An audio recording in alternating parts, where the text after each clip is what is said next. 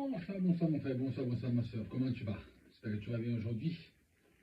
Aujourd'hui, le jour de la renaissance, le jour où Jésus-Christ a vaincu la mort, le jour où Jésus-Christ est revenu à la vie, le jour après le sabbat. Donc la renaissance spirituelle est là aujourd'hui. Elle est présente dans ta vie. Tous les jours que tu demandes au Père, oui, je veux aussi, comme ton Fils, gagner sur la mort au nom puissant de Jésus. Mais je ne te parle pas de la mort physique, je te parle de la mort spirituelle. Il n'y a pas pire des choses que la mort spirituelle, je peux te l'assurer. C'est pour ça que, aujourd'hui, mon frère, ma soeur, il faut que tu passes tes dernières heures du dimanche vraiment à demander ça au Seigneur. Je veux gagner contre la mort spirituelle au nom puissant de ton Fils Jésus. Parce que du moment où tu auras gagné contre la mort spirituelle, alors tu seras élevé tant que Jésus. Aujourd'hui, par contre, j'ai une petite parole pour toi. Et on parle en fait de mort. Mais les morts spirituelles, les morts qui ont eu en fait la mort spirituelle dans leur esprit, dans leurs âmes. Et voilà pourquoi c'est un petit verset, c'est un petit verset qui va te faire comprendre comment la parole de Dieu a toujours raison. C'est pour ça que je t'invite à prendre la Bible et aller voir Isaïe, mon prophète préféré en plus, 26, juste le verset 14. Après le 26, le chapitre 26, il faudrait tout le lire, franchement c'est magnifique. Mais je veux m'arrêter sur un seul verset. Écoute-moi bien. Ceux qui sont morts ne revivront pas. Ça te dit? Des ombres ne se relèveront pas, car tu les as châtiés, tu les as exterminés et tu en as détruit tout souvenir. Amen. Pourquoi je te dis ça? Parce que le moment où tu as une mort spirituelle, c'est comme si tu n'as jamais existé. Dieu va te faire disparaître. C'est mauvais à dire, mais c'est la vérité. Dans quel sens il va te faire disparaître? Simplement en ne pas te choisissant quand le Fils unique de Dieu, donc notre Seigneur Jésus-Christ, descendra pour juger les vivants et les morts.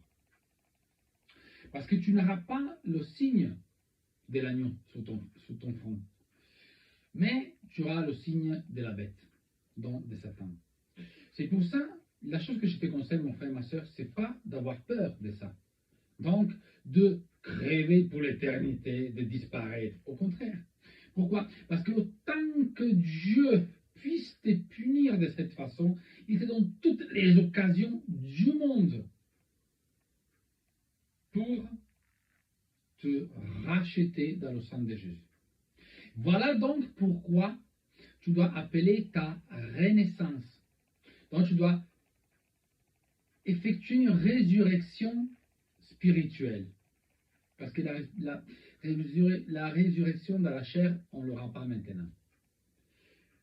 C'est pour ça que tu dois déclarer et prophétiser que tu ne seras pas un mort spirituel au nom puissant de Jésus. C'est pour ça que tu dois prophétiser et déclarer que la mort spirituelle ne t'appartient pas au nom puissant de Jésus. C'est pour ça que tu dois prophétiser et déclarer que tu ne veux pas disparaître devant les yeux de Dieu au nom puissant de Jésus. Mais au contraire, tu dois dire, je veux vivre pour l'éternité au nom puissant de Jésus. Je veux trouver la renaissance, donc ressusciter de la mort spirituelle au nom puissant de Jésus. Je veux avoir l'opportunité aussi de pouvoir voir le royaume des cieux au nom puissant de Jésus. Je veux faire partie du corps du Christ au nom puissant de Jésus. Je veux continuer à prier pour être racheté dans le sang de Jésus au nom puissant de Jésus. Quand tu pries comme ça, quand tu déclares des choses comme ça qui sont très importantes, est-ce que selon toi, Dieu va refuser tes prières? Non.